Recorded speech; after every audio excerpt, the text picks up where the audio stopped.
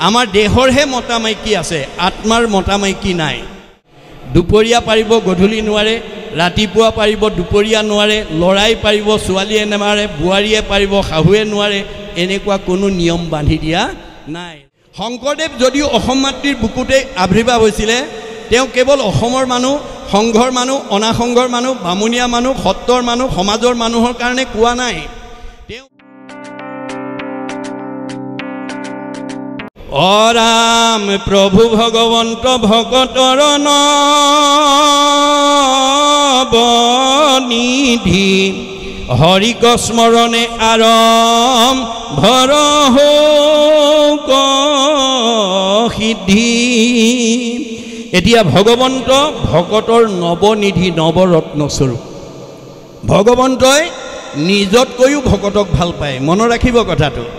উদ্ধৱক যাবৰ সময়ত কৈছে, সখা ব্ৰহ্মা হৰ হলায়ুধ লক্ষ্মী প্ৰিয় জায়া। মই ব্ৰহ্মাকো ভাল পাওঁ, দাদা বলুভদ্ৰকো ভাল পাওঁ, শিৱকো ভাল পাওঁ। এওঁলোক তিনিজনতকৈ মোৰ ভাৰ্যা লক্ষীক মই বেছি ভাল পাওঁ। আৰু লক্ষীতকৈও পৰম সুন্দৰ মোৰ দেখা ইটো কায়া। আৰু মোৰ নিজৰ ভাৰ্যাজনীতকৈও মই নিজৰ দেহটোক বেছি ভাল পাওঁ। আৰু নিজৰ দেহটোতকৈও সবাতো অধিক তুমি মোৰ প্ৰিয়তম, নাহি আন বান্ধৱ উদ্ধৱ তুমি হম। গতিকে মই নিজতকৈও তোমাক ভাল পাওঁ, ভকতক ভাল পাওঁ। মনত ৰাখিব, আমি ভগৱন্তক ভাল পাওঁ, ভগৱন্তই ভকতক ভাল পায়। সেই ভকতৰ যদি পদধূলি আপোনালোকৰ ঘৰত পৰে, সেই ভকতৰ যদি আশীৰ্বাদ আপুনি ল'ৰা ছোৱালীক ল'ব পাৰে, আপোনালোকৰ মংগল নহ'ব কিয়? পিঠুৱে কৈছে, পিঠু অৱতাৰত 24 অৱতাৰৰ অন্যতম পিঠু অৱতাৰত কৈছে, যাহাৰ গৃহত নুহি উপগত একান্ত হৰি ভকত, তাৰ গৃহ ছয় সৰ্পৰ আলয় মহন্তৰ ইটো মত। যিখন ঘৰত ভকতৰ পদধূলি নব, সেইখন ঘৰ সাপৰ গাত স্বৰূপ হৈ থাকিব। গতিকে দৈনন্দিন জীৱনত যাতে আমাৰ এজন সন্ত মহন্ত ভক্ত বৈষ্ণৱৰ যাতে পদধূলি পৰে, তাৰ বাবে আমি ৰাতিপুৱাই ভগৱন্তক প্ৰাৰ্থনা কৰিব লাগিব মাধৱদেৱৰ দৰে। কি বুলি? কৃপাৰ সাগৰ দেৱকী নন্দন পুৰীও মনৰ কাম, ভকতৰ সংগ সদা নুগুচুক মুখে তোৱা গুণ নাম। যে ভকতৰ পদধূলিয়ে তোমাৰ গুণ নাম লৈ যাতে মোৰ ঘৰখন, মোৰ যাতে পৰিয়ালটো মানে মই সংস্কাৰমুখী কৰিব পাৰোঁ। এতিয়া কলি যুগৰ মানুহে পোনপটীয়াকৈ ভগৱন্তক লাভ কৰিব নোৱাৰিব। আজি কলি যুগত কাৰো ঘৰলৈকে, কাৰো সমাজলৈকে স্বয়ং বৈকুণ্ঠপতি কৃষ্ণ আহি নকহি তোমালোকৰ সমাজখন মংগলে থাকক, তোমালোকৰ সমাজখন কুশল হওক, তোমালোকৰ পৰিয়ালটো মংগল হওক, তোমালোকৰ ল'ৰা ছোৱালীকেইটা পঢ়া শুনাত ভাল হওক, পৰীক্ষা ভাল হওক বুলি ভগৱন্তই আহি কাৰো ঘৰত নকয়। কোনে ক'ব? আমাৰ ভাগৱতত কৈছে, হৰিৰ মূৰ্তিক হৰি ভক্তক দেখিবা, শক্তি অনুৰূপে তাৰ প্ৰীতি আচৰিবা, সমস্ত ভূততে আছে ভগৱান, সেহি ভাবি সবাকো কৰিবা বহুমান। ভগৱন্ত সকলোতে আছে, সেইফালৰ পৰা সকলোকে আমি মান্যতা দিব লাগে। কিন্তু মূৰ্তিমন্ত হৈ ক'ত আছে? ভকতত আছে। গতিকে কলি যুগৰ মানুহে ভগৱন্তক পাবলৈ কি মাধ্যম ল'ব লাগে? গীতা ভাগৱতে আমাক কৈছে, কৃষ্ণক পাইবাৰ জানা ভকতিহে পন্থ, ইহাক কহে গীতা ভাগৱত গ্ৰন্থ। গীতা ভাগৱতে কৈছে, কলি যুগত আমি ভগৱন্তক লাভ কৰিবলৈ হ'লে ভকতিৰ মাধ্যমেদি যাব লাগিব। আৰু সেই ভকতিটো ক'ত কৰিব লাগিব? ভকতত ভকতি দানে কৰু গুৰু দায়া তনয় অধিক। ভকতত ভকতি কৰিব লাগিব। নিজৰ ল'ৰা জন্ম দিয়া ল'ৰা ছোৱালীতকৈও ভকতৰ প্ৰতি আমাৰ শ্ৰদ্ধা আৰু মানে মৰম বেছি হ'ব লাগিব। মনত ৰাখিব কথাটো। ভকতে যদি আশীৰ্বাদ দিয়ে, সজনৰ আশীৰ্বাদ মিলে কৃষ্ণৰ প্ৰসাদ। সচেতন পিতৃ মাতৃহে জানিব তেওঁ স্কুললৈ পঠিওৱা ল'ৰাটো বা ছোৱালীজনী কি বিষয়ত দুৰ্বলতা আছে। অংকত দুৰ্বলতা নে, ইংৰাজীত দুৰ্বলতা নে, সমাজ অধ্যয়নত দুৰ্বলতা নে, বিজ্ঞানত দুৰ্বলতা নে, ছবিত দুৰ্বলতা, মাক বাপেকেহে জানিব। কিন্তু ভাগৱতে কৈছে, তুমি ল'ৰা ছোৱালীকেইটাৰ কোনোবা বিষয়ত দুৰ্বলতা বুলি জানিলে সীমানতে সীমাবদ্ধ কৰিলে নহ'ব। তুমি ল'ৰা ছোৱালীকেইটাক সেই তাৰ পৰা দুৰ্বলতাৰ পৰা সবলতালৈ উত্তৰণ কৰাৰ কাৰ্যসূচী তুমি ল'ব লাগিব, ব্যৱস্থা ল'ব লাগিব। কেনেকৈ? তোমাৰ ঘৰলৈ অহা সন্ত মহন্ত ভক্ত বৈষ্ণৱৰ ওচৰত সেই ল'ৰাটো বা ছোৱালীজনী নি সেৱা এটা কৰি আশীৰ্বাদ এটা ল'ব। প্ৰভুক কৃপা কৰি ল'ৰাটোক আশীৰ্বাদ এটা দিয়ক, অংকত বৰ দুৰ্বলতা, ছোৱালীজনী ইংৰাজীত বৰ দুৰ্বলতা। 10জন ভকত বৈষ্ণৱে যদি মূৰত হাত দি কয়, ঈশ্বৰে কৃপা কৰিব, পঢ়া শুনাত তুমি ভাল হ'ব। বাছ, আমাৰ ভাগৱতে শেষ দশমত কৈছে, সজনৰ আশীৰ্বাদে মিলে কৃষ্ণৰ প্ৰসাদ। গতিকে ভকতে আশীৰ্বাদ দিলে ভগৱন্তই কৃপা কৰিবই। আৰু গতিকে আমি ভকতৰ আশীৰ্বাদ ল'বৰ কাৰণে যাতে আমি প্ৰত্যেকেই সজাগ হওঁ, তাৰ প্ৰতি আমি গুৰুত্ব দিব লাগিব। এতিয়া কৈছে পৰীক্ষিত মুখ্য কথা দ্বাদশ স্কন্ধৰ কৃষ্ণৰ চৰণে ভনে কৃষ্ণৰ কিংকৰ। এতিয়া মানে দ্বাদশ স্কন্ধ ভাগৱত শুনি পৰীক্ষিতে মুখ্যত্ব পালে। পৰীক্ষিতে যদি প্ৰথম স্কন্ধৰ পৰা দ্বাদশ স্কন্ধ শুনাৰ কাৰণে মুখ্যত্ব পালে, আমি পাম নে নেপাম? আমি পাম নে নেপাম? আমি নিশ্চয় পাম, কিন্তু আপুনি কৰ্ম আঁচনি ল'ব লাগিব। ব্যক্তিগতভাৱে হওক, পাৰিবাৰিক জীৱনত হওক, সামাজিক জীৱনত হওক, আমি কৰ্ম আঁচনি ল'ব লাগিব যে আমাৰ মহাপুৰুষ গুৰুজনাৰ মহান অৱদান নামঘৰত আমি যাতে প্ৰত্যেক দিনে গধূলা আমাৰ গাঁৱৰ মানে গোট খাই বা সপ্তাহত বা পষেকত আমি যাতে ভাগৱত চৰ্চা কৰি আমাৰ উঠি অহা প্ৰজন্মক আমি গাঁওখনত থকা আপোনাৰ ডক্টৰেট ডিগ্ৰী লোৱা, মাষ্টাৰ ডিগ্ৰী লোৱা, BA ডিগ্ৰী লোৱা আৰু শিক্ষিত ল'ৰা ছোৱালীখিনিক আমি মাতি আনি ভাগৱত অধ্যয়ন কৰিবলৈ, ভাগৱত চৰ্চা কৰিবলৈ আমি সুবিধা দিব লাগিব। এই ক্ষেত্ৰত আপোনালোকে ডেকা ল'ৰাই পঢ়িব নোৱাৰে, গাভৰু ছোৱালীয়ে পঢ়িব নোৱাৰে, মাইকী মানুহে পঢ়িব নোৱাৰে, অসৰণীয়াই পঢ়িব নোৱাৰে, দাড়ি থকাই পঢ়িব নোৱাৰে, এই নিষেধ আজ্ঞা নকৰিব। কাৰণ তেতিয়া আপোনালোক গুৰুদ্ৰোহত পৰিব। আমাৰ চৰ্চাৰ ক্ষেত্ৰত গুৰুজনাই কোনো বাধা নিষেধ দিয়া নাই। হৰি নামক কীৰ্তনত নাহিকে নিয়ম একো, এতেকেহে ধৰ্ম মাজে সাৰ। গতিকে আপুনি পঢ়িবলৈ দিয়ক। ল'ৰাটোৱে নিজেই দাড়ি কাটিবলৈ বাধ্য হ'ব, ল'ৰাটোৱে নিজেই শৰণ ল'বলৈ বাধ্য হ'ব। যেতিয়া তেওঁ ঘোষা পঢ়িব, হৰিপদ সেৱা নকৰে নিমিতে মায়ে বান্ধি ফুৰাৱেই, তাওতো মায়াক নকৰে ৰহিত শৰণ নলহে যাবে। শৰণ নল'লে দেখোন মায়াৰ পৰা আমি মুক্ত হ'ব নোৱাৰিম। যিদিনা তেওঁ পঢ়ি পেলাই বুজি পাব, সেইদিনা তেওঁ নিজেই সত্ৰতে হওক বা কোনো সমাজভাৱে শৰণ ল'বলৈ বাধ্য হ'ব। মাত্ৰ আপুনি অধ্যয়ন কৰিবলৈ সুবিধাটো দিব লাগিব। গতিকে স্ত্ৰী শুদ্ধে কৰে যদি আমাত ভকতি, তাহাক দিবা জ্ঞান মহামতী। মহাপুৰুষ গুৰুজনাই ভাগৱতত এই কথা উল্লেখ কৰি থৈ গৈছে, আমাৰ দেহৰহে মতা মাইকী আছে, আত্মাৰ মতা মাইকী নাই। আত্মাৰ মতা মাইকী নাই, দেহৰহে মতা মাইকী আছে। গতিকে আত্মাৰ দুটা বস্তু আছে, এটা হ'ল পুণ্যাত্মা, এটা হ'ল পাপ আত্মা। এটা সংস্কাৰী জীৱ, এটা অসংস্কাৰী জীৱ। গতিকে সংস্কাৰী জীৱ এটা যদি মাইকী মানুহৰ দেহত থাকে, গাভৰু ছোৱালী দেহত থাকে, সেইগৰাকী মাইকী মানুহ সেইজনী গাভৰু ছোৱালী নামৰ প্ৰতি, ভকতৰ প্ৰতি শ্ৰদ্ধাশীল হ'বই। আৰু অসংস্কাৰী জীৱ এটা যদি ডেকা ল'ৰা দেহত থাকে, মতা মানুহৰ দেহত থাকে, তেওঁ অভিমানী অহংকাৰী হ'বই। গতিকে আমাৰ জীৱৰ সংস্কাৰ আৰু অসংস্কাৰ, পুণ্যাত্মা আৰু পাপ আত্মা, আমাৰ ভাগৱতৰ দ্বাদশ স্কন্ধত কৈছে, অজিন পাতকী আত নাপাতিব কাণ, পাপীৰ পুণ্যৰ দেখা প্ৰত্যক্ষ প্ৰমাণ। আপোনাৰ আত্মাটো পুণ্যাত্মা নে পাপাত্মা আপুনি নিজেই প্ৰমাণ কৰিব লাগিব। চুম্বক মাত্ৰেই লো আকৰ্ষণ কৰে, চুম্বকৰ এইটো ধৰ্ম, কিন্তু মামৰ থকা লো চুম্বকে আকৰ্ষণ কৰিব নোৱাৰে। ঠিক তেনেকৈ মানুহ মাত্ৰেই ঈশ্বৰৰ কথা শুনিব লাগে, কিন্তু যদি মামৰ লাগি আছে জীৱটোৰ গাত, আমাৰ বিজ্ঞানৰ ভাষাত মামৰ আৰু শাস্ত্ৰীয় ভাষাত কৰ্মবন্ধ। গতিকে এই কৰ্মবন্ধযুক্ত জীৱই যিমান অমৃত বৰশী থাকিলেও সি সেই কথা শুনিব নোৱাৰে। ভাল উপদেশ দিলেও বেয়া পোৱা মানুহ আছে। গতিকে যি ল'ৰা ছোৱালীক ভাল উপদেশ দিলে বেয়া শুনে, সেইটো ল'ৰা মানে মামৰযুক্ত জীৱ, মামৰ লগা জীৱ, অৰ্থাৎ কৰ্মবন্ধযুক্ত জীৱ।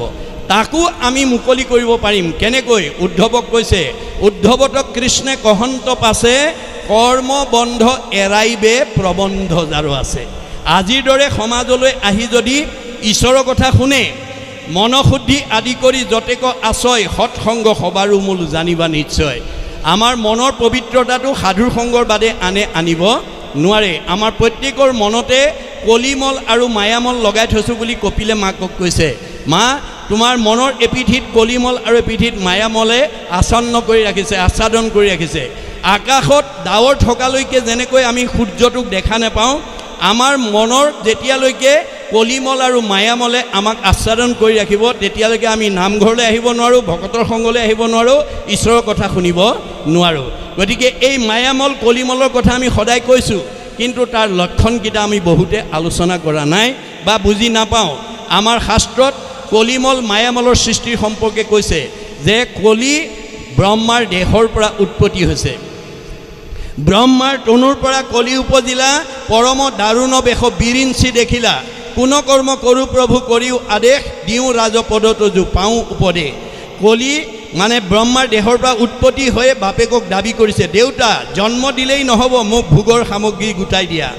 শুনি চাৰি মুখে ব্ৰহ্মা গুণিয়া চাহিলা তাৰো ভাৱ দেখি তাকো কলি নাম দিলা যে জন্ম হৈ যিটো ল'ৰাই ভোগৰ সামগ্ৰী বিচাৰিছে ই সাধাৰণ ল'ৰা নহয় চাৰিখন মুখেৰে ভাবি তেওঁৰ নাম থলে কলি আৰু মানে সামগ্ৰী গোটাই দিলে কি মলিনী নলিনী নামে দুই ভাৰ্যা দিলা দুহান্তৰ হন্তে চাৰি পুত্ৰ উপজিলা মলিনী আৰু নলিনী নামৰ দুগৰাকী ভাৰ্যা বিয়া কৰাই দিলে তাৰ পৰা চাৰিটা পুত্ৰ জন্ম হ'ল এইটো বাহ্যিকতা আধ্যাত্মিকতা হৈছে ৰাগ আৰু দেশ ইয়াৰ পৰাই আমাৰ সব বেয়া বস্তুবোৰ সৃষ্টি হয় গতিকে কলিৰ পুতেককেইটাৰ নাম কি কাম ক্ৰোধ লোভ মোহ চাৰি পুত্ৰ জাত গৰ্ব অহংকাৰ দুই মন্ত্ৰী যে সাক্ষাৎ কাম ক্ৰোধ লোভ মোহ হ'ল কলিৰ পুতেক গৰ্ব অহংকাৰ হ'ল বুদ্ধি দিয়া মন্ত্ৰী দম্ভ দেশ ইৰিষা অসূয়াক চাৰিজন সেনাপতি পাতি দিলা ব্ৰহ্মাৰ বচন এইকেইজনক আগৰণুৱা পাতি দিলে সেনাপতি হিংসা পৈক্ষন্য ইৰিষা মদ মৎসৰক লহকৰ পাতি দিলা কলি দুৰ্মদক এইকেইজনক লগৰীয়া পাতি দিলে এই সেই কলি পৰিয়ালৰ 16জনীয়া সদস্য ক'ত থাকে মনৰ লগত থাকে এহি 16জন তৰিবে নোৱাৰে লোক এহি সেই কাৰণ যাৰ মনত কলিৰ এই বেয়া মন ভাৱকেইটাই অৱস্থান কৰি আছে কি ডেকা ল'ৰাই হওক বা গাভৰু ছোৱালীয়ে হওক শাহুৱে হওক বা শহুৰে হওক পিতৃয়ে হওক বা মাতৃয়ে হওক সি ভকতৰ সংগত আহি ঈশ্বৰৰ কথা শুনিব পৰা তাৰ ভাৱ সৃষ্টি হ'ব নোৱাৰে এইটো মনৰ এটা পিঠিৰ মলি আন পিঠিত আকৌ কলি মায়ামল আছে মায়ামলৰ সংজ্ঞাও আমাক শাস্ত্ৰত দিছে যে কলিৰ যেনেকৈ 16জনীয়া সদস্য মায়াৰো তেনেকুৱা 16জনীয়া সদস্যৰে মায়াৰ পৰিয়ালটো গঠিত দম্ভ দৰ্প পৰ নিন্দা অভিমান তিৰস্কাৰ লোভ মোহ কাম ক্ৰোধ গৰ্ব অহংকাৰ হিংসা কামনা আশা হঠ বেভিচাৰ এহি 16 গোটা পুত্ৰ জানিবা মায়াৰ এই 16টা বেয়া গুণ মায়াৰ ক'ত থাকে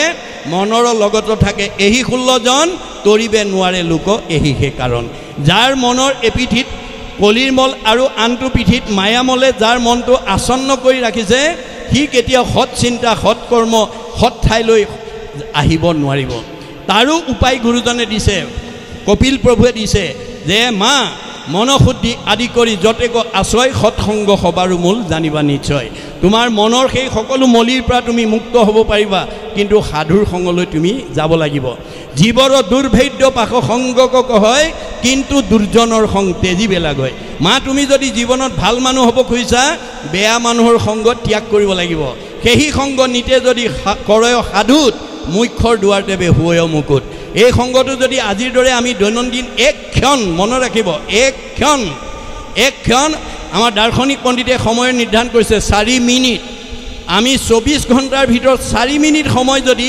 কৃষ্ণ কথা কোৱা আৰু শুনা মানুহৰ সান্নিধ্য লাভ কৰিব পাৰোঁ আমাৰ জীৱনটো সাৰ্থক হৈ যাব একক ক্ষণ মানে যিটো শুনে কৃষ্ণ কথা তাৰ বিনে আনৰ জীৱনো যায় বিঠা আপুনি যদি এক ক্ষণ 4 মিনিট সময়ত 24 ঘণ্টাৰ ভিতৰত ঈশ্বৰৰ কাৰণে যদি দিব নোৱাৰে গাব নোৱাৰে ক'ব নোৱাৰে শুনিব নোৱাৰে হেতু জীৱ কেতিয়াও উদ্ধাৰ হ'ব নোৱাৰে হেতু জীৱ অৱশ্যে তললৈ যাবই মনত ৰাখিব কথাটো এই তথ্য আমাক ভাগৱতে দিছে তাৰ পিছত কৈছে প্ৰথম স্কন্ধৰ পৰা দ্বাদশ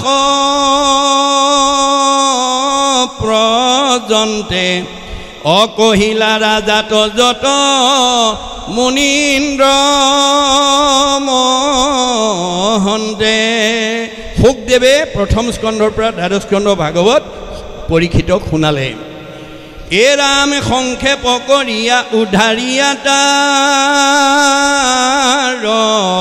সাৰ শংকৰে ৰচিলা কৃষ্ণ চৰিত্ৰ পয়াৰ এই সাৰ বস্তুটো শংকৰদেৱে আনি আমাৰ ভাগৱতত ৰচনা কৰিলেহি 28 সহস্ৰ ঋষি বেদত প্ৰধান অবিষ্ণুৰ নৈবেশ ক্ষেত্ৰ মহাপুণ্য স্থান ও মান্য কৰি সুতক পাতিলা সত্ৰ তথা সৌনক প্ৰমুখে শুনে ভাগৱত কথা গতিকে 28,000 ঋষি বেদজ্ঞ শাস্ত্ৰজ্ঞ টিকালজ্ঞ ধ্যানত ভগৱানক সাক্ষাৎ কৰিব পৰা যোগ্য ব্যক্তি, কিন্তু তেওঁলোকেও জীৱনৰ কৰ্মদোষত বিফল হৈ গ'ল। কৃষ্ণ বৈকুণ্ঠ প্ৰয়াণৰ পিছত এই ধৰাধামলৈ কলি আহিল বুলি ভাবি কলিকিত পাপৰ পৰা নিজক বচাবৰ কাৰণে ত্ৰেতা যুগৰ নিয়ম মতে যজ্ঞ আৰম্ভ কৰিলে তেওঁলোকে। গতিকে মান্য কৰি সুতক পাতিলা সত্ৰ তথা সৌনক প্ৰমুখে শুনে ভাগৱত কথা। গতিকে 28,000 ঋষিয়ে যজ্ঞ কৰি কলিত বিফল হৈ সেই সময়লৈকে পদহেলিত অৱহেলিত নিষ্পেষিত নিজ জাতি বুলি ঋষি সমাজত বহিবলৈ নিদি বহুত যোজনৰ আঁতৰত বহিবলৈ দিয়া সুতক সৌনকে আহ্বান কৰি আনি মনৰ কথা কৈছে কি বুলি, অসৌনক বদতি সুত শুনানি স্থাবানী অপৰম পাতকী কলি পাইলেহে ন জানি। ঐ আৰম্ভিলো যজ্ঞ 80 সহস্ৰ বৎসৰ অহুম ধূৰ্মে ধূৰ্ম বৰ্ণ ভৈলা কলে ৱৰ। হে সুত, আমি কৃষ্ণ বৈকুণ্ঠ প্ৰয়াণ হোৱাৰ লগে লগে পৃথিৱীলৈ কলি নামি আহিল বুলি ভাবি কলিৰ পাপৰ পৰা আমি নিজক বচাবৰ কাৰণে 1000 বছৰ যজ্ঞ আৰম্ভ কৰিলোঁ আৰু যজ্ঞৰ ধোঁৱাৰে গা ধোঁৱা বৰণীয়া হৈ গ'ল। যিটো কৰ্ম কৰোঁ আত নাহিকে বিশ্বাস আপোনাৰ আয়ুক কৰিলো ব্যৰ্থে নাশ। হে সুত, আমি যি উদ্দেশ্য আগত ৰাখি যি লক্ষ্য আগত ৰাখি যজ্ঞ আৰম্ভ কৰিছিলোঁ আমি তাত সফল হ'ব নোৱাৰিলোঁ। গতিকে আমাৰ আয়ুষে নষ্ট হ'ল। এৰামে আমাৰ অসম প্ৰতি তুমি চিন্তিও কহিত অকৰায়ুক পান কৃষ্ণ চৰিত্ৰ অমৃত। গতিকে আমাৰ আয়ুষ নষ্ট হ'ল। এতিয়া তুমি আমাক হিত চিন্তা কৰি আমাক কৃষ্ণৰ অমৃতময় কথা শুনোৱা। ইয়াৰ পৰা আমি কি বুজিব লাগিব যে আপুনি মইনো কোন? এই 28,000 সৌনকে প্ৰমুখ্য কৰি 28,000 ঋষি বেদজ্ঞ শাস্ত্ৰজ্ঞ টিকালজ্ঞ 3 কালৰ কথা ক'ব পাৰে।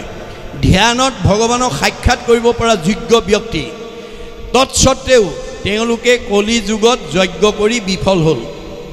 যদি 28,000 বেদজ্ঞ ঋষিয়ে যদি কলিত যজ্ঞ কৰি বিফল হৈছে, আমি সফল হ'ম নেকি বাৰু? আমি নহওঁ। এই কথা ইয়াৰ পৰা আমি উপলব্ধি কৰিব লাগিব। আমাক মাত্ৰ ভাগৱতে আমাক তথ্যটো দেখুৱাই দিছে যে চোৱা 28,000 বেদজ্ঞ ঋষিয়েও কলিত যজ্ঞ কৰি বিফল হৈছে। এতিয়া আপুনি মই সফল হ'ব নোৱাৰোঁ। তাৰপিছত কি বুলি কৈছে যে পৰম ঈশ্বৰ কৃষ্ণ দেৱনাৰায়ণ তানে মহাভক্তি ইটো শ্ৰৱণ কীৰ্তন। যেতিয়া পৰম ভগৱন্তক আমি সন্তুষ্ট কৰিবলৈ হ'লে আজিৰ দৰে শ্ৰৱণ কীৰ্তন ভক্তি ধৰ্ম আচৰণ কৰিব লাগিব। যে ভক্তিৰ 9টা পথ আছে, যদ্যপি ভকতি নৱবিধ মাধৱৰ শ্ৰৱণ কীৰ্তন আতি মহাশ্ৰেষ্ঠতৰ অৰ্চন বন্দন ধ্যান সমস্তত কৰি যশ কীৰ্তনত তুষ্ট হুন্ত মহামহৰি। ভগৱন্তৰ ভক্তি কৰাৰ 9টা পথ আছে। তাৰ ভিতৰত আজি আমি যিটো কৰিছোঁ শ্ৰৱণ আৰু কীৰ্তন সকলোতকৈ সৰ্বশ্ৰেষ্ঠ। আমাৰ মাক দেউতাকে কোন ল'ৰা ছোৱালীক ভাল পায়? যি ল'ৰা ছোৱালীয়ে মাক বাপেকক শ্ৰদ্ধা কৰে, ভক্তি কৰে, মৰম কৰে, আদৰ কৰে, সন্মান কৰে, কথা শুনে, হাক বচন মানে, দিহা পৰামৰ্শ মতে চলে, সেইটো সন্তান সকলো পিতৃ মাতৃৰ মৰমৰ। সন্তান হৈ যদি কোনোবা পুত্ৰই যদি মাক বাপেকক শ্ৰদ্ধা নকৰে, ভক্তি নকৰে, আদৰ নকৰে, সন্মান নকৰে, কথা নুশুনে, হাক বচন নামানে, সেইটো সন্তান কোনো পিতৃ মাতৃ মৰমৰ হ'ব নোৱাৰে। এইটো যেনেকৈ বাস্তৱ সত্য। আমি কাৰ সন্তান? আমি ভগৱন্তৰ সন্তান। আমি সকলো ভগৱন্তৰ সমান। যিজনৰ ত্ৰিপিটিত তুষ্ট হ'ব দেও, জানিবা সিজন পিতৃ একক কৃষ্ণ দেও। আমাৰ সকলোৰে পিতৃ কৃষ্ণ। গতিকে আমি সেই কৃষ্ণক সন্তুষ্ট কৰিবলৈ সেই কৃষ্ণ পুঁজিবে দ্ৰব্য লাগে মাত্ৰ নাম, তেবে নৰে লভে ধৰ্ম মুখ্য অৰ্থ কাম। তেতিয়া আপুনি চতুৰ্বৰ্গ সাধন ইয়াতে কৰিব পাৰিব। কেনেকৈ?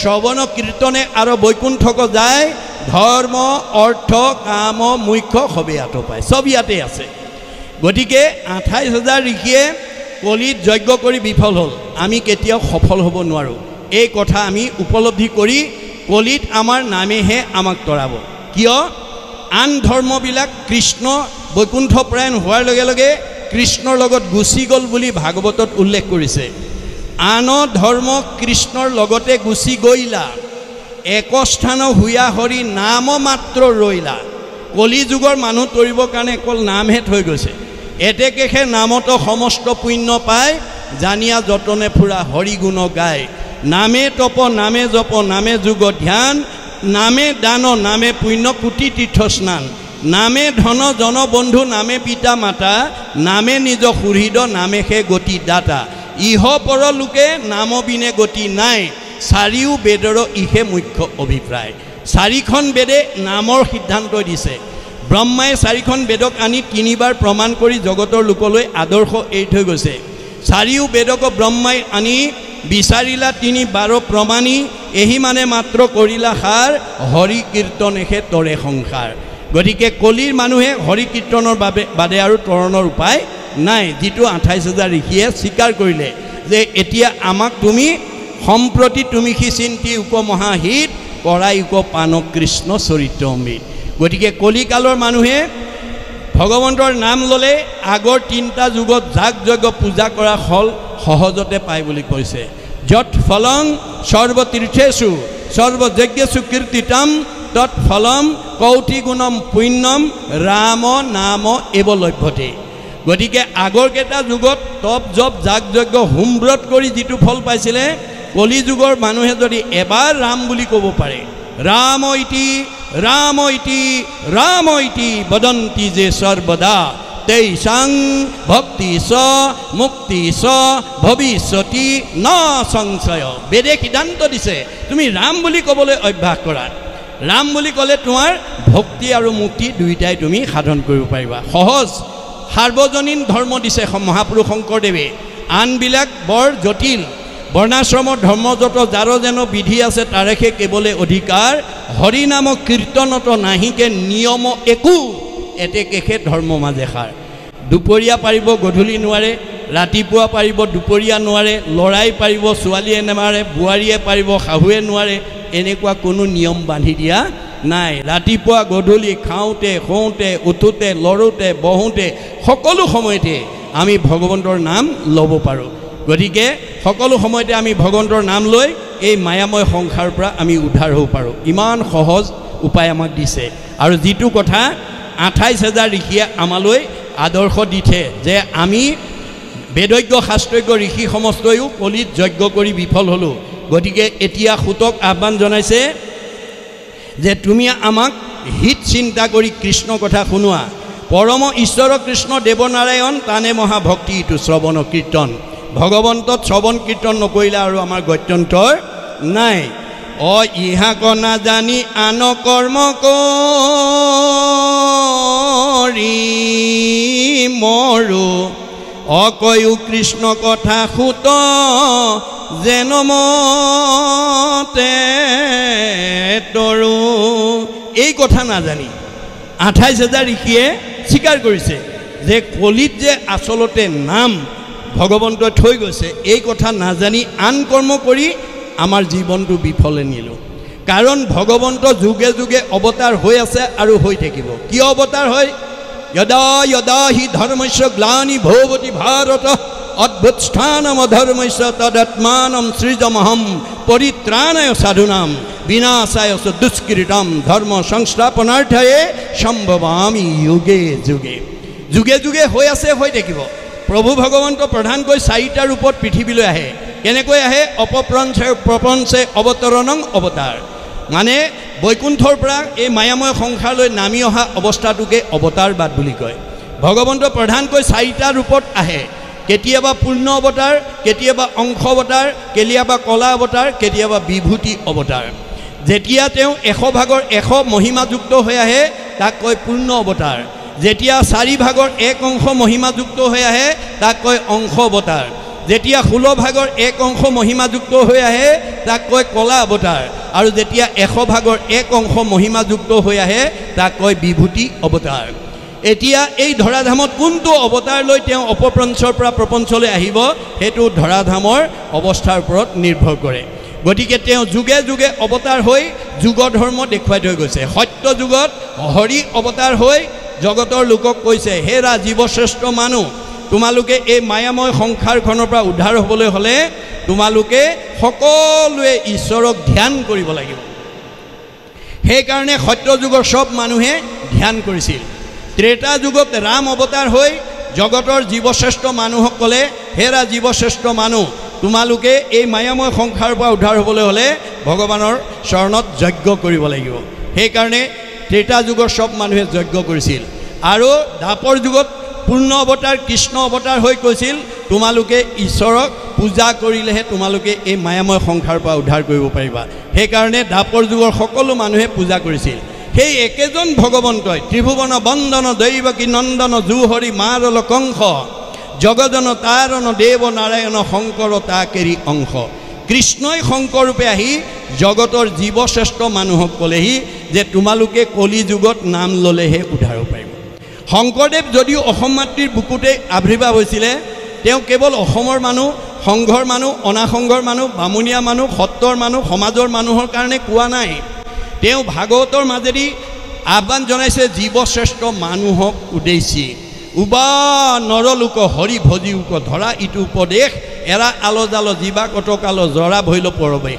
চাই থাকোঁতেই তোমাৰ কিচকিচিয়া চুলি মৰাপাতৰ দৰে বগা হৈ যাব, চাই থাকোঁতেই দৃষ্টিশক্তি কমি যাব, চাই থাকোঁতেই শ্ৰৱণ শক্তি কমি যাব, চাই থাকোঁতেই কমনীয় দেহা খুতুৰা খুতুৰ পৰিব, চাই থাকোঁতেই টান টান বস্তু চুবোৱা দাঁতকেইটা খুলুক ধুলুক হ'ব। গতিকে তুমি সময় থাকোঁতেই সেই ভগৱন্তক আৰাধনা কৰা। এইটো অসমৰ মানুহৰ কাৰণে কোৱা নাই, বিশ্বৰ মানৱৰ কাৰণে কৈছে। যাৰ কাৰণে শংকৰদেৱৰ এই দৰ্শন অধ্যয়ন কৰি মহাত্মা গান্ধীয়ে মন্তব্য কৰিছে কি বুলি, what Sankardev was alone able to do nowadays the whole army of the English knowing people cannot do. বিশ্বত এতিয়ালৈকে যিমানবিলাক গুৰু আৱিৰ্ভাৱ হ'ল, শংকৰদেৱে বিশ্ববাসীৰ কাৰণে যিমান অৱদান দি থৈ গৈছে, পৃথিৱীৰ কোনো গুৰুৱে সিমান অৱদান দিব পৰা নাই। আৰু সেইজন শংকৰদেৱ ক'ত জন্মগ্ৰহণ কৰিছিল? অসম মাটিৰ বুকুত। মই যিখন ৰামৰাজ্য অসমত প্ৰতিষ্ঠা কৰা মানস কৰি আহিছিলোঁ, শংকৰদেৱে 500 বছৰ পূৰ্বতে সেই ৰামৰাজ্য অসমত প্ৰতিষ্ঠা কৰি থৈ গৈছে। অসমবাসী সঁচাকৈয়ে ভাগ্যৱান। কিন্তু আজি আমি অসমৰ মানুহে শংকৰদেৱৰ এই দৰ্শন অধ্যয়ন সঠিকভাৱে নকৰাৰ কাৰণে আমাৰ মাজতে আজি আমি বিভাজনত থাকিব লগা হৈছে। শংকৰদেৱে কিন্তু এই বৈষম্যতা দূৰ কৰিছিল। কিয়? তেওঁ প্ৰাক শংকৰী যুগত অসমৰ অন্ধকাৰ যুগ বুলি কোৱা হৈছিল। অসমৰ মানুহে শংকৰদেৱৰ জন্মগ্ৰহণ কৰা বা আৱিৰ্ভাৱ হোৱাৰ প্ৰাক মুহূৰ্তত ধৰ্মৰ নামত মানুহ বলি দিবলৈ কুণ্ঠাবোধ কৰা নাছিল। তেনে এটা মুহূৰ্তত শংকৰদেৱে এই অসম মাতৃৰ বুকুত আৱিৰ্ভাৱ হৈ অসমৰ চাৰিওফালে ঘূৰি চাই দেখিছিল যে অসমত বিভিন্ন জাতি জনগোষ্ঠীৰ মানুহৰ বাসস্থান, বিভিন্ন জাতি জনগোষ্ঠীৰ মানুহৰ বাসস্থান, আৰু এই সকলোবিলাক ঈশ্বৰৰ অমৃতৰ সন্তান। এই যদি আধ্যাত্মিক তত্ত্বটো মই যদি অসমবাসীক দি থৈ যাব নোৱাৰোঁ, তেতিয়াহ'লে অনাগত দিনত অসমৰ মানুহে কেতিয়াও একতাৰ দোলেৰে বান্ধ খাব নোৱাৰিব, সমন্বয়ৰ সেতু বান্ধিব নোৱাৰিব। সেইকাৰণে তেওঁ প্ৰথম সমাজ সংস্কাৰৰ পথটোকে হাতত তুলি লৈছিল। কেনেকৈ লৈছিল? আমাৰ ভাগৱতৰ 2য় স্কন্ধত উল্লেখ আছে, কিৰাত কছাৰী খাচী গাৰু মিৰি যৱন কংক গোৱাল ধুবা যে তুৰুক অসম মূলোক কুবাচ মেল চান্দাল আনু হব পাপী কৃষ্ণ সেৱ কৰ সংগত পবিত্ৰ হয় হৰিত একান্তে ভকতি কৰিয়া বৈকুণ্ঠে সুখে চলয়। গাঁওখনৰ সকলো জাতি জনগোষ্ঠীৰ মানুহ, সকলো সমাজৰ মানুহে আহি অংশগ্ৰহণ কৰিব পাৰে, ইয়াত কোনো বাধা নাই। সকলোৱে ঈশ্বৰত ভক্তি কৰি পৰম বৈকুণ্ঠৰ পথ প্ৰশস্ত কৰিব পাৰে, ইয়াত কোনো বাধা নাই।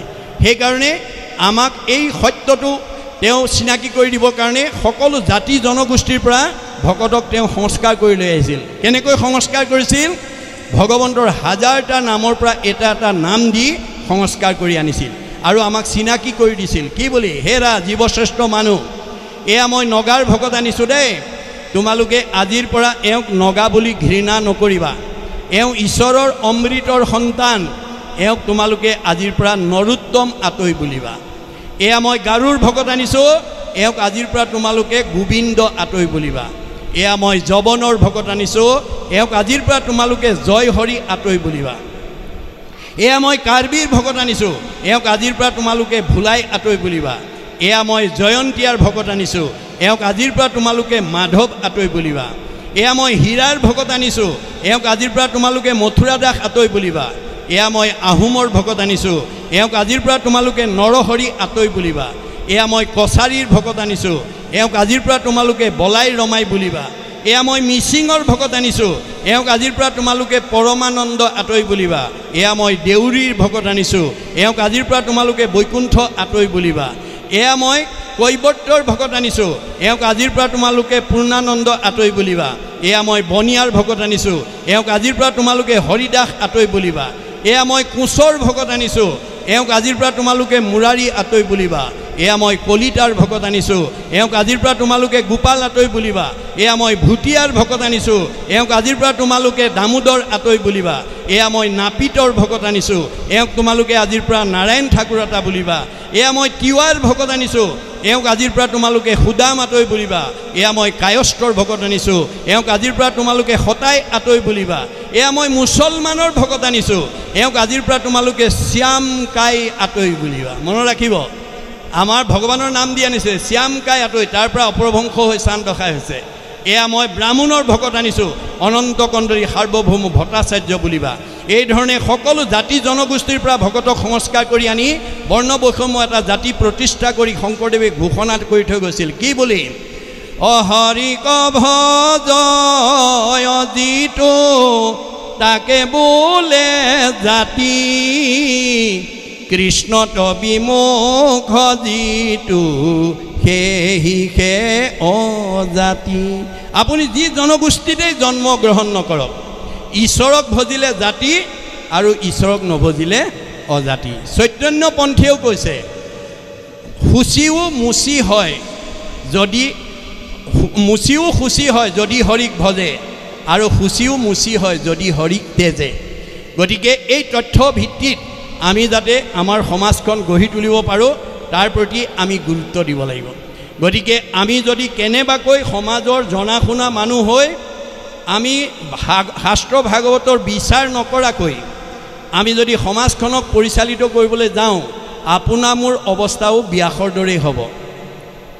ব্যাসক ভগৱন্তই বিদগ্ধ পণ্ডিত, বেদজ্ঞ শাস্ত্ৰজ্ঞ কৰি পঠাইছিলে, ত্ৰিকালজ্ঞ কৰি পঠাইছিলে। কিন্তু তৎসত্ত্বেও ব্যাস ডেকা কালতেই অসন্তুষ্টত জীৱন কটাবলগীয়া হ'ল।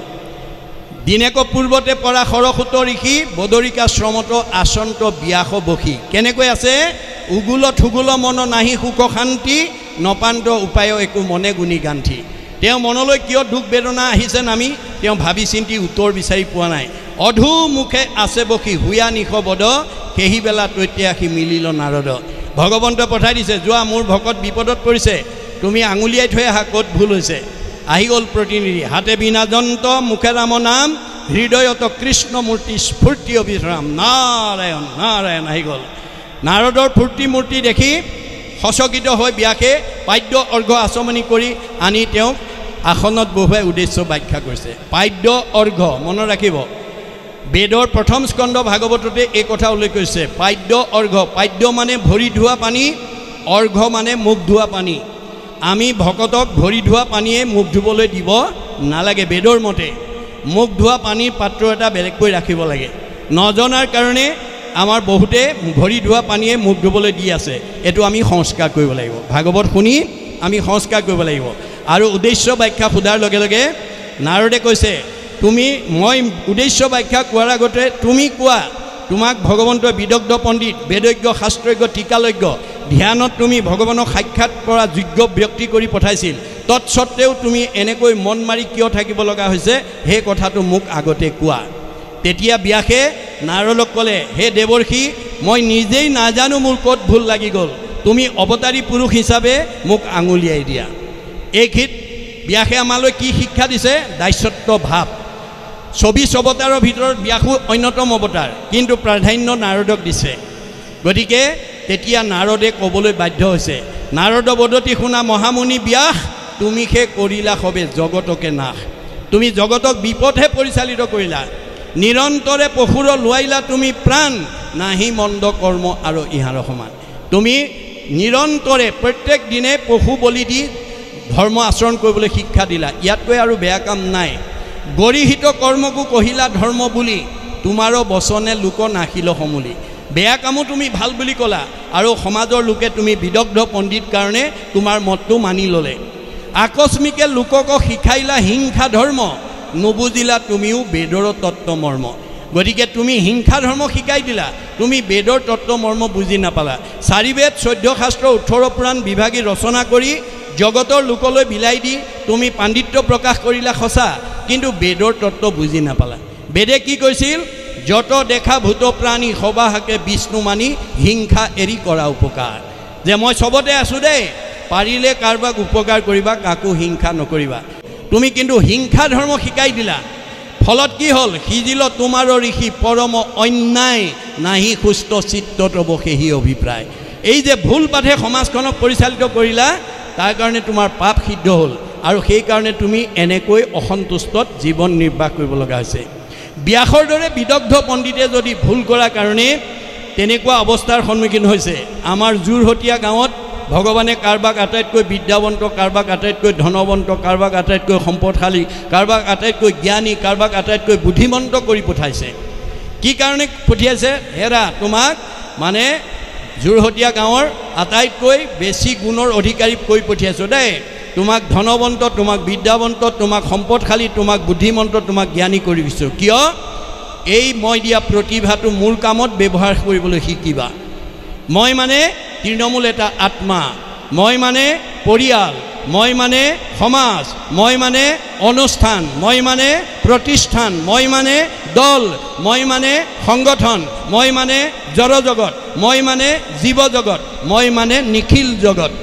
অহমে বাস্য মে অগ্ৰে ন অন্য ছত অসৎ পৰম, প্ৰচ্ছাদ অহম যু এতৈছ যু অৱশিষ্যতে শৈশয় অহম। আদিত মই, মধ্যত মই, শেষত ময়েই থাকিম। তুমি দেখা জগতখন মিছা, জগত মিথ্যা, ব্ৰহ্ম সত্য, ব্ৰহ্মহে সঁচা। ব্ৰহ্ম কি? জীৱ ব্ৰহ্ম এব কেৱলম, জীৱই ব্ৰহ্ম। গতিকে আমি দৈনন্দিন জীৱনত তৃণমূল এটা আত্মা, পৰিয়াল, সমাজ, অনুষ্ঠান, প্ৰতিষ্ঠান, দল, সংগঠন আদিৰ উপকাৰ কামত যাতে আমাৰ এই শৰীৰটো প্ৰয়োগ কৰিব পাৰোঁ, তাৰ কাৰণে ভগৱন্তই আমাক এই জীৱশ্ৰেষ্ঠ মানৱ কৰি পঠাইছে। এই শৰীৰটো কিয় দিছে? পৰোপকাৰায় ইদম শৰীৰম, পৰৰ উপকাৰ কামত এই শৰীৰটো প্ৰয়োগ কৰিবৰ কাৰণে দিছে। আজি সেৱকী বাপে অনুষ্ঠানটো পাতিছে, গোটেই দায়িত্ব সেৱকী বাপৰ, কিন্তু তেখেতৰ পৰিয়াল, মিতিৰ কুটুম, সমাজৰ যিসকল মানুহে আজি এই যজ্ঞ, কলিৰ যজ্ঞ পূৰ্ণাংগ কৰিবৰ কাৰণে এই অনুষ্ঠানলৈ আমন্ত্ৰিত অতিথিসকলক সেৱা শুশ্ৰূষা কৰি পেলাই নিখুঁতভাৱে যজ্ঞটো পূৰ্ণ কৰিবৰ কাৰণে যিসকলে আহি অকণমান লাগি ভাগি দিছে, কোনোবাই চাহ বনাইছে, কোনোবাই তামোলৰ বটাটো নি ভকতক দিছে, কোনোবাই মাটি নি বহাইছে, কোনোবাই খাৰদি পাচলি কুটি দিছে, ইত্যাদি ইত্যাদি। আপোনালোকে যিসকলে এই কৰ্মত সহযোগ কৰি দিছে, তেওঁলোকৰ কি হৈছে? সেৱকীক উপকাৰ কৰা হৈছে। উপকাৰ কৰা হোৱাৰ কাৰণে অনুষ্ঠান পাতিলে সেৱকীয়ে, আৰু তাত উপকাৰ কৰি দিয়াৰ কাৰণে বাকীসকলৰ পুণ্য অৰ্জন হ'ল। পৰোপকাৰায় পুণ্যম। মনত ৰাখিব, আমি দৈনন্দিন জীৱনত এনেকুৱা ধৰণৰ অনুষ্ঠানলৈ আমন্ত্ৰণ পালে খাবৰ সময়ত নগৈ অকণমান আগতীয়াকৈ গৈ অকণমান তেওঁক সহায় কৰি দিব পাৰোঁ নেকি, এই মনোবৃত্তিয়ে যদি যায়, তেতিয়াহ'লে আপুনি পুণ্য লৈ ঘৰলৈ ঘূৰি যাব পাৰিব। গতিকে সেৱা পাতিব কোনোবাই, পুণ্য লৈ যাব কোনোবাই। মনত ৰাখিব কথাটো। কৃষ্ণ কীৰ্ত নকৰিয়া ভৈলোহো বৰ্বৰ, ইটো হস্ত বাহু মিছা মৃতক খবৰ। এই হাতকেইখনে মই অকণমান সহায় কৰি দিয়া শক্তি আছে, তৎসত্ত্বেও মই ব্যৱহাৰ কৰা নাই, তেতিয়াহ'লে মৰা মানুহৰ হাতহে ভাৰ বোৱা হ'ল। এই কথা আমাক ভাগৱতে কৈছে। এই তথ্য আমি জানিব লাগিব আৰু জনাব লাগিব। এতিয়া কৈছে যে ইহাক নাজানি আন কৰ্ম কৰি মৰো, কৈও কৃষ্ণ কথা সুত জনমতে তৰো। এই কথা নাজানি আমি যজ্ঞ কৰি আমাৰ আয়ুস নষ্ট কৰিলোঁ। এতিয়া তুমি আমাক উপকাৰ সাধন কৰা। এ ৰাম ইহা দেখে আমাৰ অমিলিল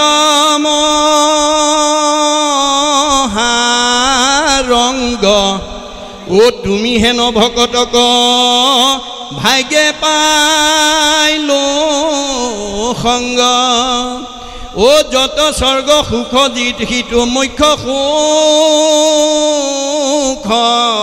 মূল ভকতৰ সংগৰ অল পকুনো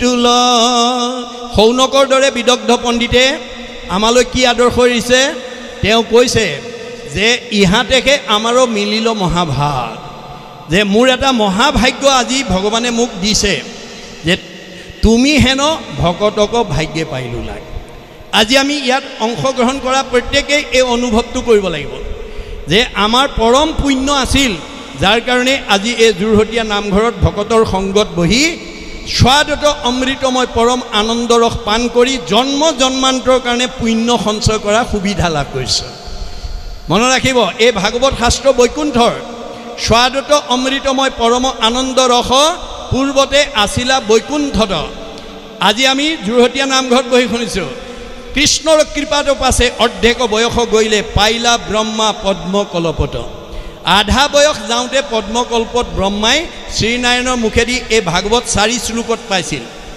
আৰু 6 শ্লোকত নাৰদক দিলে নাৰদে 8 শ্লোকত ব্যাসক দিলে ব্যাসে 10 শ্লোকক শুকক দিলে শুকে 12 শ্লোকত ভাগৱত বস্তু পৰীক্ষিতক কোৱা ভাগৱত আজি আমি জুৰহতীয়া নামঘৰৰ তলত বহি শুনি আছোঁ গুৰুজনে আমাক কি বুলি কৈছে কৰা পান ফল ইটো যাৰ আছে ভাগ্য যিটো ৰস বিভাৱনত চতুৰ আজি ইয়ালৈ অহাবিলাকক টেঙৰ বুলি কৈছে আৰু ভাগ্যৱান বুলি কৈছে সাধুৰ সংগ অনুসৰি কৃষ্ণ কথা কৰ্ণে ভৰি সমস্ত আপদ কৰা দূৰ আপোনালোকে জুৰহতীয়া গাঁৱত বাস কৰি থকা গৃহস্থীসকলেহে জানিব যে আপোনালোকে কোনে কি কি দুখত ভোগ কৰি আছে গাঁও একেখনতে আছে আমাৰ মতে সেৱা পানী একেই আহাৰ পানী একেই পৰিৱেশ একেই আমাৰ মতে জুৰহতীয়া গাঁৱৰ চাৰিসীমাত বাস কৰি থকা সকলো গৃহস্থ সুখ দুখ একেই হ'ব লাগিছিলে একে হয়নে বাৰু নহয় কিন্তু সুখবিলাক একে বুলি কৈছে সুখৰ ক্ষেত্ৰত অকল জুৰহতীয়া গাঁৱেই নহয় পৃথিৱীৰ যিমানবিলাক সুখী মানুহ আছে সবৰে সুখবোৰ একে বুলি দাৰ্শনিক পণ্ডিতে নিৰ্ণয় কৰিছে all happy families are alike পৃথিৱীত যিমানবিলাক সুখী মানুহ আছে সববিলাক মানুহ একেই but unhappy families are unhappy in their own fashion পৃথিৱীত যিমানবিলাক দুখী মানুহ আছে সবৰে দুখবোৰ বেলেগ বেলেগ আমি গোটেই পৃথিৱীৰ কথা বাদ দিলোঁ আজি আমি জুৰহতীয়া গাঁৱতে অনুষ্ঠান কৰিছোঁ জুৰহতীয়া গাঁৱকে মই উদাহৰণ হিচাপে ল'ব খুজিছোঁ জুৰহতীয়া গাঁৱত যদি কোনোবা গৃহস্থীয়ে পকা ঘৰ বনায় গাড়ী মটৰ কিনে দামী পোছাক পিন্ধে দামী আহাৰ খাই ভাল পৰিৱেশত থাকে এখেতৰো ভাল লাগিব এখেতৰো ভাল লাগিব এখেতৰো ভাল লাগিব এখেতৰো ভাল লাগিব ভাল লগাটোত কোনো পাৰ্থক্য নাই কিন্তু বেয়া লগাবিলাক কোনোবা জুৰহতীয়া গাঁৱৰ দম্পতীয়ে বিয়া পাতিছে ল'ৰা ছোৱালী হোৱা নাই হেতু পৰিয়ালৰ হেতু দুখ কাৰোবাৰ ল'ৰা হৈছে ছোৱালী নাই হেতু পৰিয়ালৰ হেতু দুখ কাৰোবাৰ ছোৱালী আছে ল'ৰা নাই হেতু পৰিয়ালৰ হেতু দুখ কাৰোবাৰ স্বামী স্ত্ৰীৰ মাজত মনোমালিন্য হৈ থাকে হেতু পৰিয়ালৰ হেতু দুখ কাৰোবাৰ শাহু বোৱাৰীৰ মাজত মনোমালিন্য হৈ থাকে হেতু পৰিয়ালৰ হেতু দুখ কাৰোবাৰ ককাই ভাইৰ মাজত মিলাপ্ৰীতি নাই হেতু পৰিয়ালৰ হেতু দুখ কাৰোবাৰ সকলো আছে শৰীৰত বেমাৰ আছে হেতু পৰিয়ালৰ হেতু দুখ ইত্যাদি ইত্যাদি দুখবিলাক প্ৰত্যেকৰে বেলেগ বেলেগ এতিয়া প্ৰশ্ন হ'ল যে আমি জুৰহতীয়া গাঁৱত বাস কৰি সদায় দুখ ভুগি থাকিম নে আমি দুখ এৰি সুখৰ মাজলৈ আমি যাব লাগিব এই কথা ভাগৱতে কৈছে অৰ্থাৎ সুখ আৰু দুখটো ভগৱানে কাৰো কাৰণে স্থায়ীকৈ পঠিওৱা নাই ইয়াক চকৰিৰ দৰে ঘূৰাই থাকে চক্ৰবৎ পৰিৱৰ্তনতে দুখানিচ সুখানিচ চাই থাকোঁতেই জুৰহতীয়া গাঁৱৰ কোনোবা এঘৰ গৃহস্থী বাপেক মাকৰ দিনত একোৱেই নাছিল এতিয়া পুতেকহঁতৰ দিনত জয় জয় মই কাৰোবাৰ আকৌ বাপেক মাকে বহুত সম্পত্তি দি থৈ গৈছিল পুতেকহঁতৰ দিনত বেছি কিনি আজৰি এই যিটো পৰিৱৰ্তন এইটো ক'ৰ পৰা আহিল কৰ্ম দুখত আহিল প্ৰাৰব্ধ কৰ্ম দুখত আৰব্ধ কালত জীৱই দুখ কষ্ট ভুগিব লাগে গতিকে সেই দুখৰ যিটো বন্ধন কৰ্মবন্ধ ই গাঁঠি লাগি আহে বুলি কৈছে আমাৰ লগত বেদে কৈছে যে আমাৰ জীৱৰ লগত পূৰ্বৰ বাসনাবিলাক গাঁঠি লাগি আহে ভাগৱত শুনাৰ লগে লগে ভিদ্যতে হৃদয় গ্ৰন্থি সিদ্ধতে সৰ্বসঞ্চয় যে আমাৰ পূৰ্বজন্ম কৰ্মবন্ধ গাঁঠিবিলাক খুলি যাব আৰু সংশয়বিলাক দূৰ হৈ যাব গতিকে তেতিয়া আমি দুখৰ পৰা মুক্ত হ'ব পাৰিম ভাগৱত নুশুনা মানুহ কেতিয়াও দুখৰ পৰা মুক্ত হ'ব নোৱাৰে কাৰণ সুমংগলেই অমংগল বুলি কৈছে সব থাকিলেও অমংগলৰ পৰা হাত সাৰিব নোৱাৰিব যদি কৃষ্ণ কথাৰ লগত সম্পৰ্ক নাৰাখে সুমংগলেই অমংগল জানা কৃষ্ণ বিনে অমংগলেই সুমংগল কৃষ্ণৰ কীৰ্তনে আপোনাৰ ঘৰত পৰিয়ালত ব্যক্তিগত জীৱনত কিবা অমংগল হৈছে আপুনি চাৰিজন ভকত মাতি আনি মংগলময় ঈশ্বৰৰ নাম লওক গাওক শুনক আপোনাৰ অমংগল দূৰ হৈ যাব এই তথ্য আমাক ভাগৱতে দি আছে এই আদৰ্শৰে আমি যাতে উঠি অহা প্ৰজন্ম তৃণমূল পৰিয়াল সমাজখনক যাতে আমি আগবঢ়াই নিব পাৰোঁ ভাগৱতৰ নীতি আদৰ্শৰে যদি আমি আগ নবঢ়াই কেৱল যদি পুথিগত ডিগ্ৰীয়ে যদি আমি ল'ৰা ছোৱালীক ভাল মানুহ কৰাৰ আশা কৰোঁ তেতিয়াহ'লে আমাৰ প্ৰাচাত্য শিক্ষাবিদ ৰাইবানে কৈছে for all round development of student religious education is essential যে এটা ল'ৰাক পূৰ্ণাংগ ছাত্ৰ হিচাপে মানৱ সম্পদ হিচাপে গঢ়িবলৈ হ'লে পুথিগত ডিগ্ৰীৰ লগত ধৰ্মীয় শিক্ষা যোগ দিবই লাগিব ৰুচুই কৈছে the religious education should be included in the curriculum because it is through religion that the fact of youth can be set on the road to the absolute values truth beauty and goodness সত্য শিৱ সুন্দৰক আৰাধনা কৰিবলৈ হ'লে পুথিগত বিদ্যাৰ লগত আধ্যাত্মিক শিক্ষা যোগ দিবই লাগিব আজি বহুত পিতৃ মাতৃয়ে ল'ৰা ছোৱালীক পঢ়াই শুনাই কাৰোবাক ডক্টৰেট ডিগ্ৰী লৈছে কোনোবা ডাক্তৰ কোনোবা ইঞ্জিনিয়াৰ কোনোবা প্ৰবক্তা কোনোবা অধিবক্তা কোনোবা বুদ্ধিজীৱী কোনোবা জ্ঞানী কোনোবা মানি কোনোবা বহুত উচ্চ পদস্থ বিষয়ত চাকৰি কৰাৰ যোগ্যতা অৰ্জন কৰি দিছে কিন্তু জোৰহতীয়া গাঁৱৰ নামঘৰত কৰা আলোচনাৰ দৰে ভাগৱত আলোচনা নকৰাৰ কাৰণে ভাগৱতৰ দৰ্শন নজনা কাৰণে সেই সকল ডিগ্ৰীধাৰী পুত্ৰই আনৰটো দূৰৰ কথা নিজৰ জন্মদাতা বৃদ্ধ পিতৃ মাতৃক বৃদ্ধ বয়সত কেনেকৈ সেৱা কৰিব লাগে কেনেকৈ শুশ্ৰূষা কৰিব লাগে কেনেকৈ মৰম কৰিব লাগে কেনেকৈ লালন কৰিব লাগে কেনেকৈ পালন কৰিব লাগে তাক নাজানি জন্মদাতা পিতৃ মাতৃকো বৃদ্ধাশ্ৰমলৈ খেদি পঠিয়াবলৈ কুণ্ঠাবোধ কৰা নাই কিন্তু আপোনালোকে যদি এই ভাগৱত চৰ্চা যদি নামঘৰত কৰি উঠি অহা প্ৰজন্মক যদি এই আদৰ্শৰে অনুপ্ৰাণিত কৰে তেতিয়াহ'লে দশম স্কন্ধ পঢ়াৰ লগে লগে ভগৱন্ত কৃষ্ণই কংসৰ কাৰাগাৰৰ পৰা পিতৃ মাতৃক উদ্ধাৰ কৰি আনি কংসক বধ কৰি অন্ধকাৰ কাৰাগাৰৰ পৰা বসুদেৱ দৈৱকীক উলিয়াই আনি দীঘল দি পৰি স্তুতি কৰি কৈছে হে পিতৃ মাতৃ তোমালোকে মোক জন্ম দি এই পৃথিৱী দেখালা মোৰ কাৰণে বহুত কষ্ট পালা মই তোমালোকক মানৱ জীৱনৰ 100টা বছৰত এই ঋণ পৰিশোধ কৰিব নোৱাৰোঁ স্বয়ং ভগৱানে কৈছে যিটো পিতৃ মাতৃ জন্মিলেকো দেহ পুখিলেকো অনুদিন শতেক বৎসৰে সিটো পুত্ৰে তাৰ খুজিবে নপাৰে ঋণ যি পিতৃ মাতৃয়ে জন্ম দি আমাক এই বিশ্ব সংসাৰ দেখালে আমাৰ মানৱ জীৱনৰ 100টা বছৰত আমি তেওঁলোকৰ ঋণ পৰিশোধ কৰিব নোৱাৰোঁ তেনেস্থলত ভাগৱতৰ দৰ্শন নজানি কোনোবা ল'ৰা ছোৱালীয়ে যদি বৃদ্ধ পিতৃ মাতৃক অৱজ্ঞা কৰে অনিহা কৰে অশ্ৰদ্ধা কৰে পুত্ৰ হুয়া যিটো পিতৃক নোপোষয় দুৰ্জন আতি আবাতি তাহাৰ মাংসক তাকে খুৱাবয় জমৰ কিং কৰে কাটি কোনোবা ল'ৰা ছোৱালীয়ে যদি বৃদ্ধ পিতৃ মাতৃক অৱজ্ঞা কৰে অনিহা কৰে অশ্ৰদ্ধা কৰে ইমান দুখৰ দুখী হ'ব লাগিব তাৰ মাংস কাটি কাটি জম কিং কৰে তাকেই খুৱাব কিমতে ভকতি কৰিব তোমাত হৰি হৰি হৰি